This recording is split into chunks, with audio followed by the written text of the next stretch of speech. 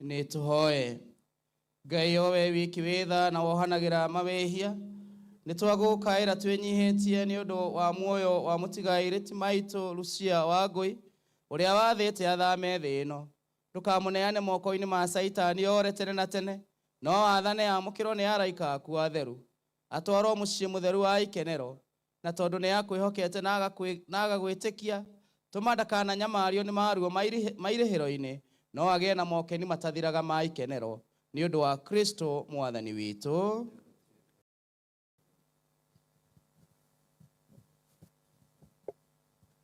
Baada ya hiyo sala ya buriani kwa mama yetu mpendwa, tukiwa tumesimama vile, sasa padre kiongozi wa ibada atatoa kwetu wote baraka ya kutamatisha ibada.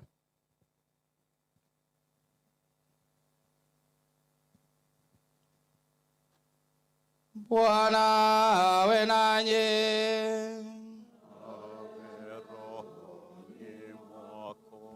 Tuinamishe vichwa kwa baraka kuu. Mungu wa faraja yote awabariki, yeye ambaye kwa wema wake usio na kifani alimuumba binadamu, na kwa ufufuko wa mwanae pekee amewapa waamini tumaini la kufufuka. Amen. Na sisi tulio hai, Mungu atujalie msamaha wa dhambi, na marehemu wote awajalie mahali pa mwanga na amani. Sisi sote tunaosadiki kwamba Kristo alifufuka kweli katika wafu, tujaliwe kuishi kwa furaha pamoja naye bila mwisho. Na baraka yake Mungu Mwenyezi, Baba na Mwana na Roho Mtakatifu iwashukie na kukaa nanyi daima. Nendeni na amani, misa yetu imekamilika. Tugali bado tumesimama vile, tutaomba wanakwaya kutuongoza kwa wimbo wa mwisho wa ibada. Stanza 3.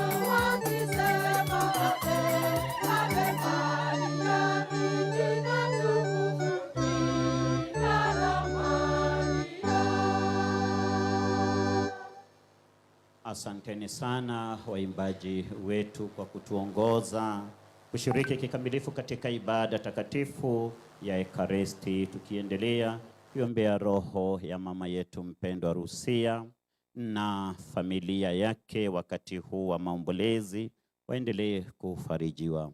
Kwa wakati huu ni nafasi nyingine ambapo sasa tutapata kusikia historia ya maisha ya mpendwa mama yetu Lucia, na atakayetuongoza ni Bwana Kehara.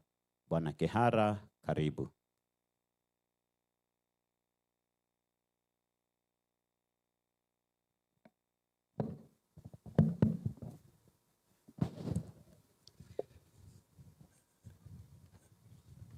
Rugano rũrũ ngũrũthoma na rũthiomi rwa Gĩthũngũ ndũgamĩrĩire ciana ciake 13 ndĩ mwana wa kanana. Mami witũ, matriarch of 13. The life and legacy of Lucia Wangui Thang'wa. Our beloved mother, Mrs. Lucia Wangui Thang'wa, fondly known as Wa Martin, lived for 93 remarkable years. Years that were not merely counted, but richly lived.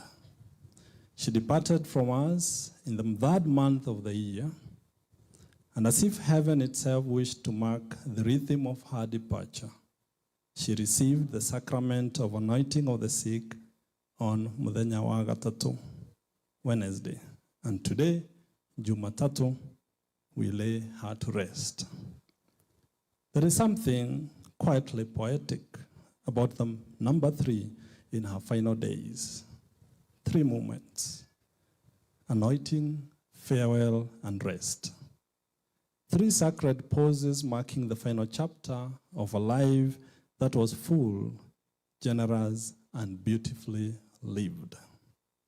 To attempt to summarize the life of a mother of 13 is rather like trying to hold the ocean in the palm of one's hand. Yet, because you are here gathered, eager to know the woman behind the legend, we shall try. And indeed, legend is not a glad word to use. Lucia Wangui was born in 1933 in Riagethu, Tuguka Wainaina Gashaja na Shosho Wajiro wa Wainaina. She was a second born in a family of 7, and she is survived by her dear sisters Hannah Washira Kumagatodo and Beatrice Ngiri Watheka no kwa kahinda ka United States. From early on, she displayed that rare combination of determination and grace that would define her entire life. In those days, educating girls was not the norm. Girls were expected to tend goats, fetch water, and learn the silent curriculum of domestic life.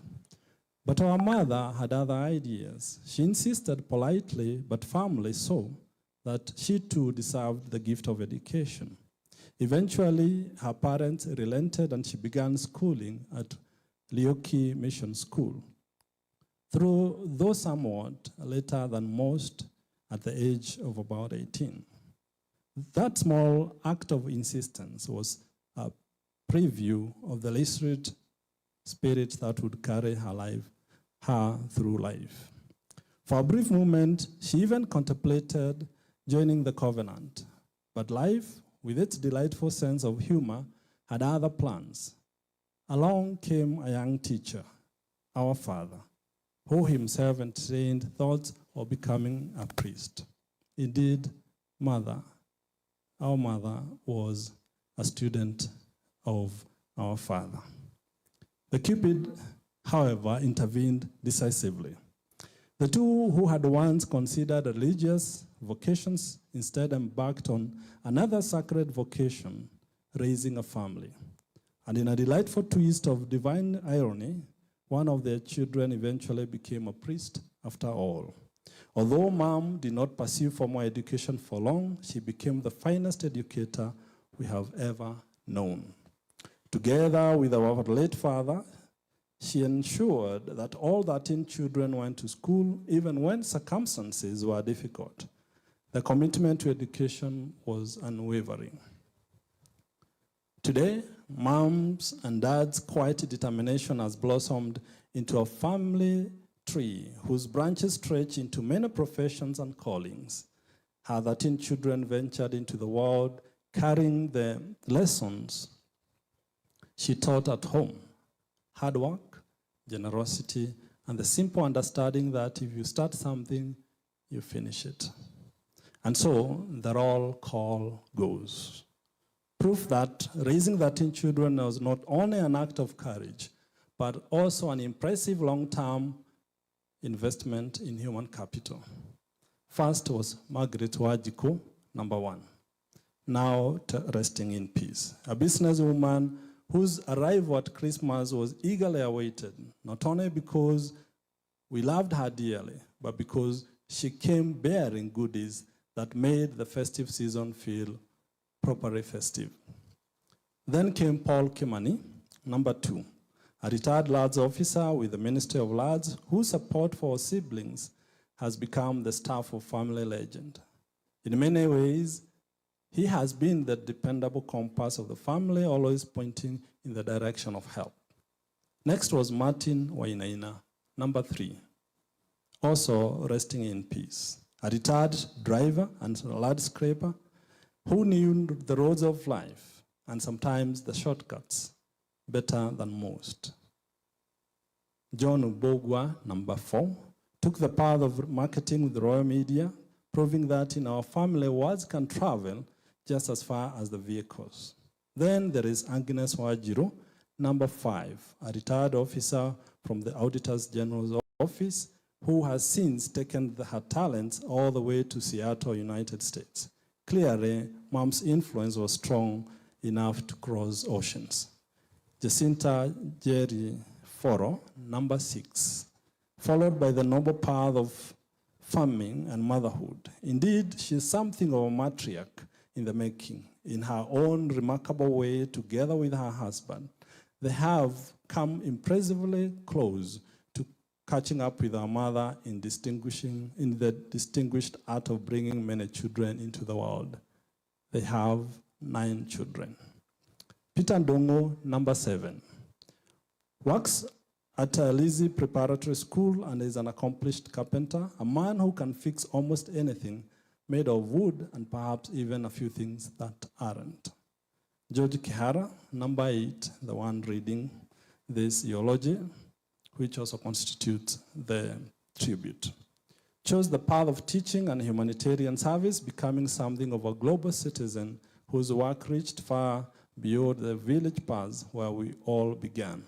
Then comes Father Michael Thang'wa, number 9, a Catholic priest, perhaps the divine reminder that although mom and dad abandoned their youthful thoughts of religious life, heaven still claimed one representative from the family.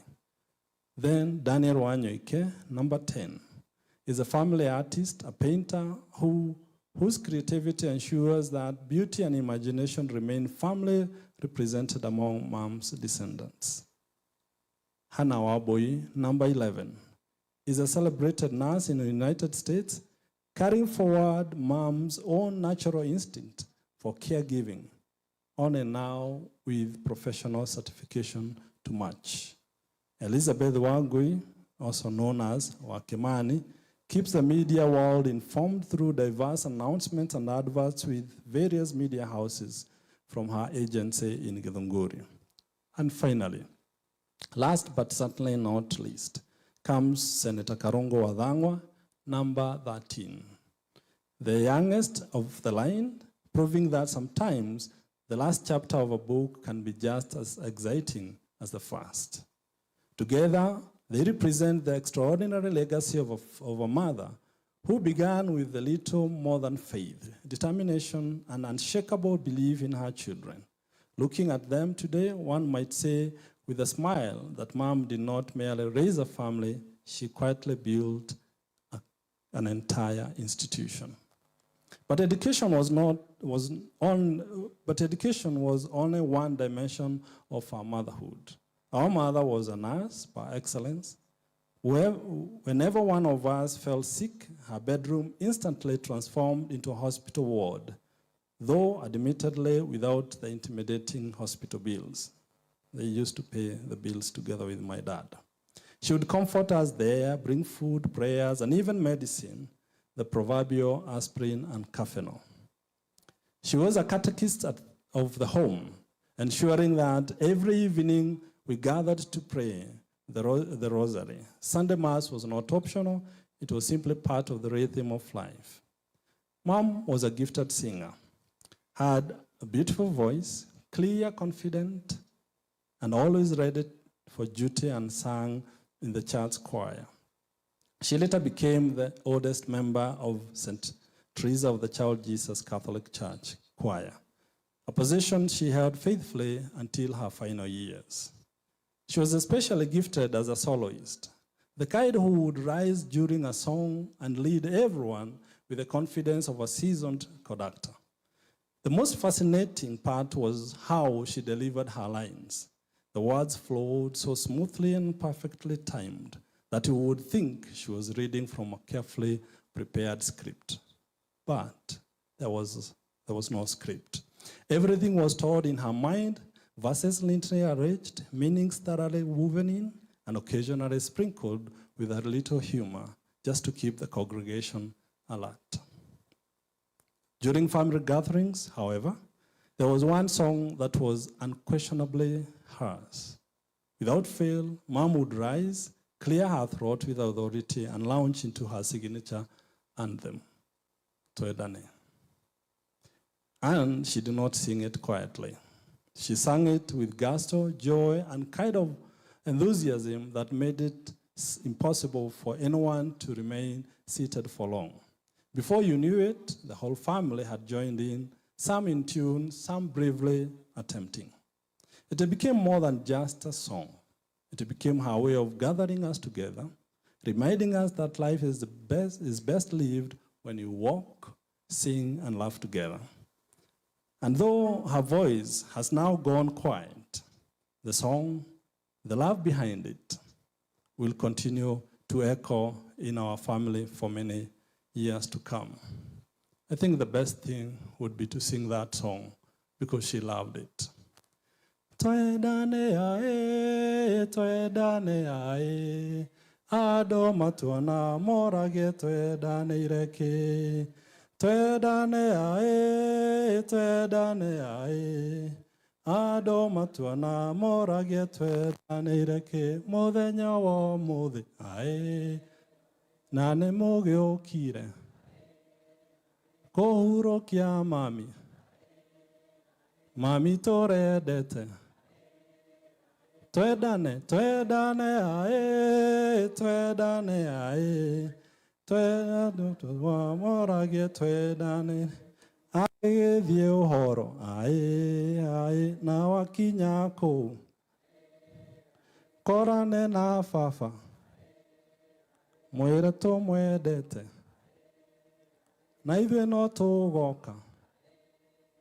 Toedane ae, ado matuana moragie toedane ireko. Toedane ireke na toedane ireko. She was also a farmer, teaching us the dignity of labor, patience with the seasons, and the quiet satisfaction that comes from harvesting what one has planted. And of course, she was a magnificent cook.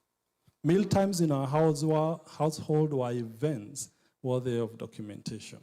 With 13 children gathered during school holidays, from university students to nursery school toddlers, the kitchen was always in an orchestra of activity.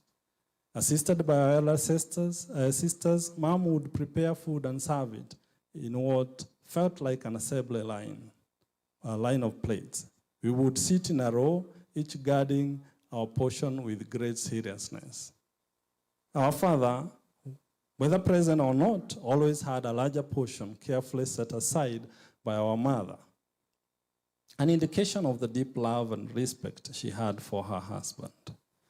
When meat appeared, even if it was a single piece, it was celebrated with the reverence usually reserved for national holidays. I think some people can understand what that means. And during Christmas, the culinary crown jewel was always chapati. We used to eat chapati only during Christmas. Our children eat nearly every day, they cannot understand this. Soft, warm, and eaten with a joy that only childhood can fully appreciate. And the beauty of it, she taught us all, sons and daughters, to make chapati, a thing we keep to this day. And my wife can attest that I can make better chapati than her. Beyond the family, Mom was a pillar of the community. At one time, she served as an election agent for Rose Warohio when she was vying for a seat, demonstrating a sharp mind and a keen sense of civic responsibility. At another time, she served as a Jumuiya chairperson, executing her duties with diligence and wisdom. People respected her not only because she spoke with authority, but because she spoke with fairness and sincerity. She was also a remarkable uniting force. In a world where families sometimes drift apart, Mom had an extraordinary gift. She brought people together. Her home was always open. Visitors were never strangers for long. Relatives, neighbors, and church members, everyone knew that at our Martin's home, there was always room for one more person and somehow always something to eat. Her generosity was legendary. In her later years, we noticed something curious. We would buy her sugar, maize flour, and other supplies, only to discover a day or two later that they had mysteriously disappeared.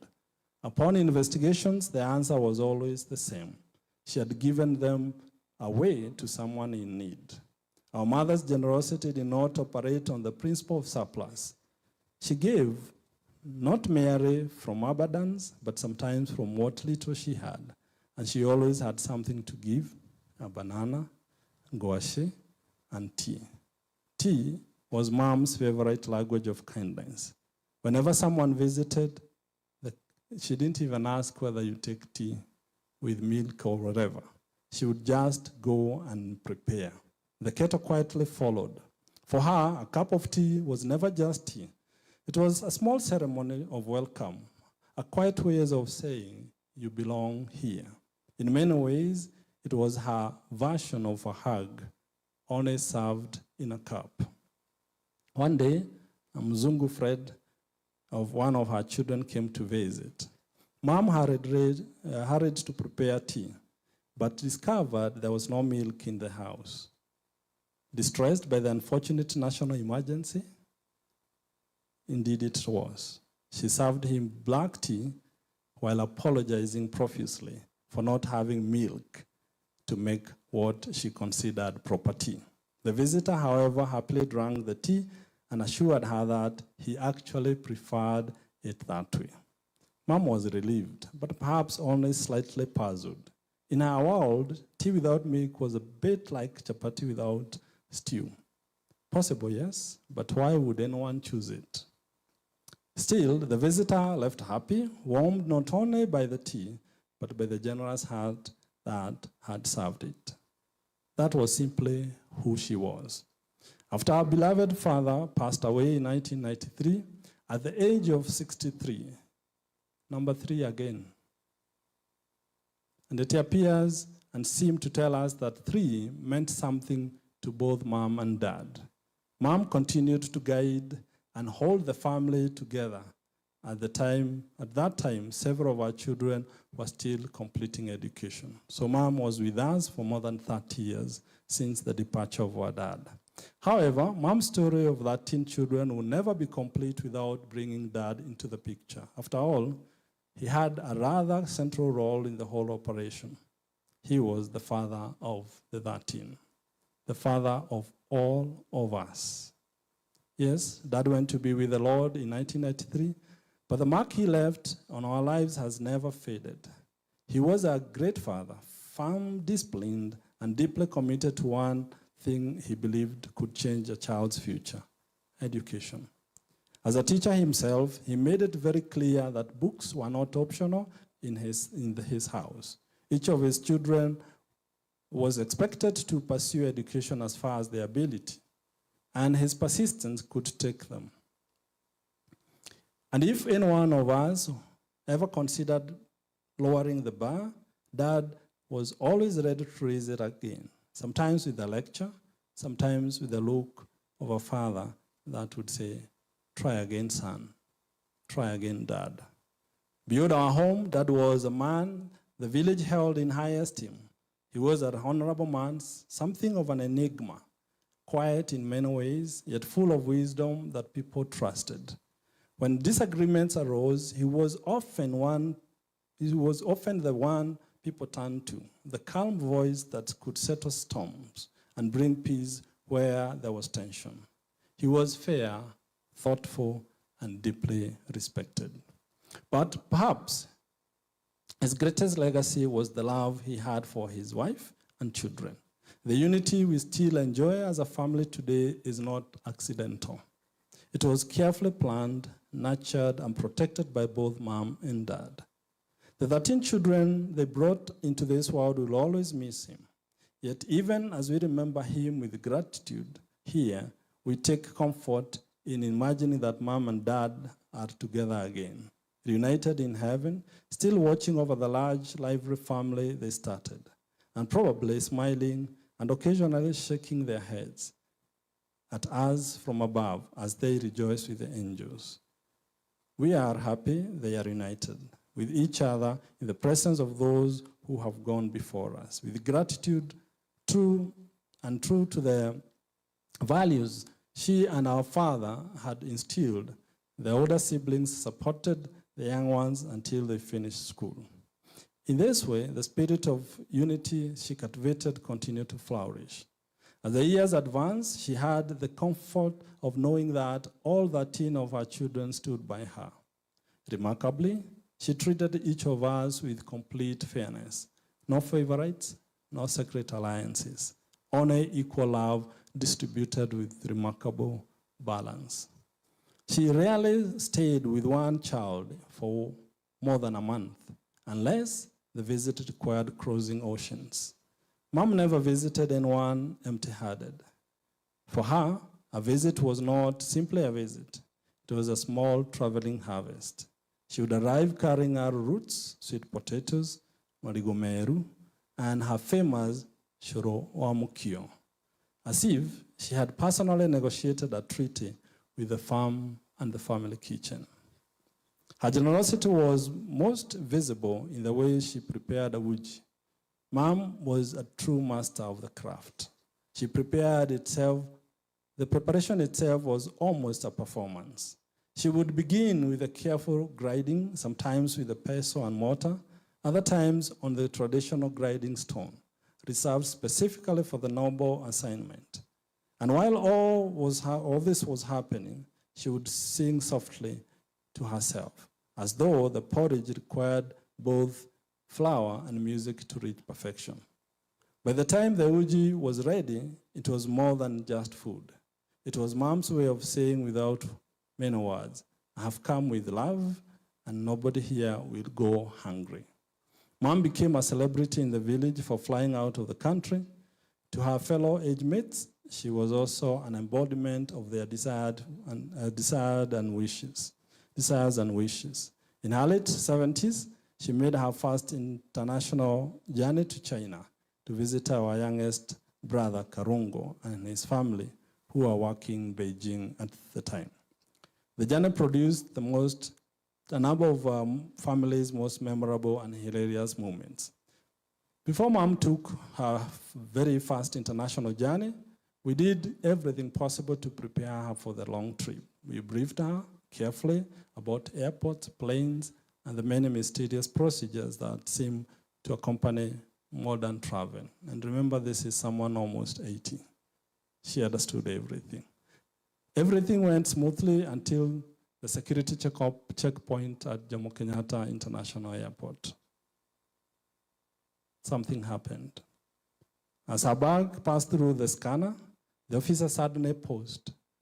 They opened it carefully and, to their surprise, discovered a small kitchen knife, neatly tucked inside. Naturally, alarm bells rang. One of the officers looked at Mom and asked with understandable concern why she was carrying a knife onto an international flight. We hadn't told her anything regarding such things, unfortunately. Mom, completely calm and slightly puzzled by all the attention, explained with perfect sincerity. I have carried some oranges and mangoes to eat on the way and also to take to my children. And I wanted to use the knife to slice mine during the journey.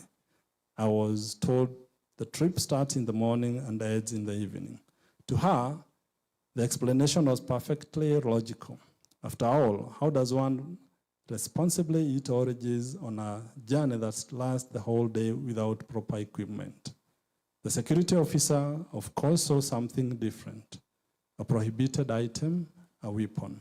But Mom saw only what mothers always see, a tool of care.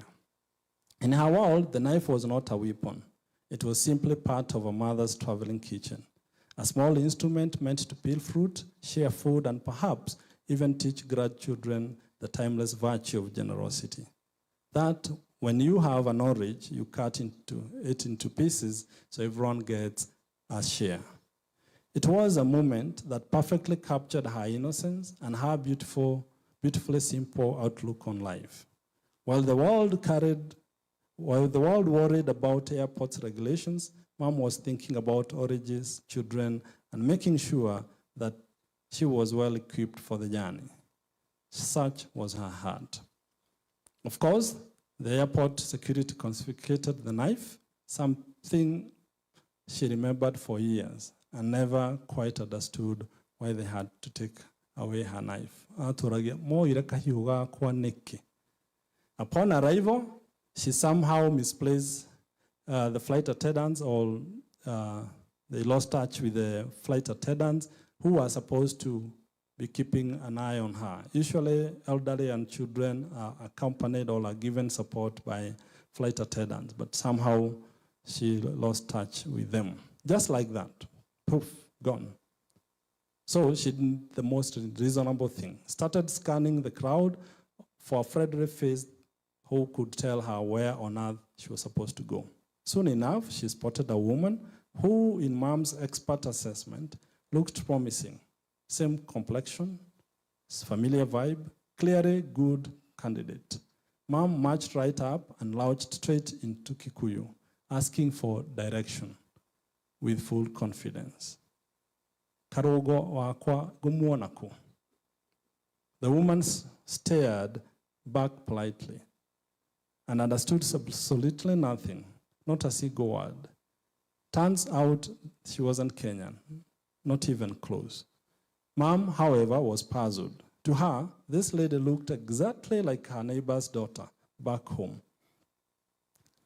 And if you resemble someone from the village, surely you must also speak Kikuyu. The logic was airtight, at least to Mom. Eventually, Moms noticed someone wearing the same uniform as the flight attendants from her plane. Relief. She hurried over and once again began explaining her situation in rapid Kikuyu and some broken Kiswahili. Now, these attendants didn't understand Kikuyu either, but it didn't take long for them to realize one important thing. This elderly lady was very confidently lost. Fortunately, we had prepared for exactly this scenario. Around her neck was a name tag with correct numbers for her son and daughter-in-law in China, plus family back in Kenya. The attendants found the number for our brother, Karungo, gave him a call, and that's how Mom finally got rescued. While she was in China, she also connected with her son, our brother, Michael, who at the time was in the US. Mom was delighted to talk to him, but was also slightly confused. She couldn't understand why he couldn't simply come over to see her in China. After all, in Mom's geography, Ruraya, which is abroad, is basically one big place, one giant neighborhood somewhere far away from home. And therefore, logically speaking, if two of our sons were both in Ruraya, why on earth weren't they just living near each other? She was also a woman of independence and quiet strength. She rarely fell ill and remained active well into old age, tending her garden, going to the market and continuing the crafts for she loved. She was an expert in making shiodos, preparing shoroamukio, the fermented porridge she taught many of us to make. In 2018, while chatting with her grandchildren, she mentioned something remarkable.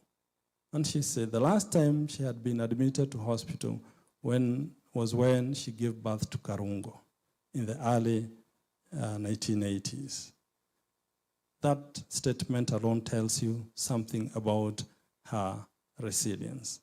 In her 80s, however, we began noticing subtle changes, small signs that something was shifting. Items disappeared, tea water boiled endlessly on a stove, clothes were soaked and forgotten for days. Sometimes she would skip church without explanation. And later, during a visit to the United States with our sister Wangui to see Father Michael, she experienced great distress during the flight. The once fearless woman became anxious and tearful. It was during that visit that doctors diagnosed her with dementia. Suddenly, many puzzling movements began to make sense. Twokagare mwe twakora mami twamucerera nguo nĩ arakĩrire kĩraĩ na ndarĩ ahũra. Rĩngĩ tũgakora maĩ matherũkire gathaburia nginya ĩkenda gũcura tondũ nĩ ariganĩirwo. And some of us did not understand that until this incident when they discovered that she had dementia. Dementia is a condition that slowly affects the brain, especially the memory, thinking, and behavior. A person living with dementia may begin to forget recent events, misplaced items, repeat questions, or become confused about time and place. As the condition progresses, everyday tasks that were once simple may become difficult. Dementia is not a normal part of aging, though it becomes more common in old age. It is caused by a disease that damages brain cells, the most common being Alzheimer's disease. While there is currently no cure, understanding the condition allows families to respond with patience, dignity, and love. With the right care, compassion, and support, people living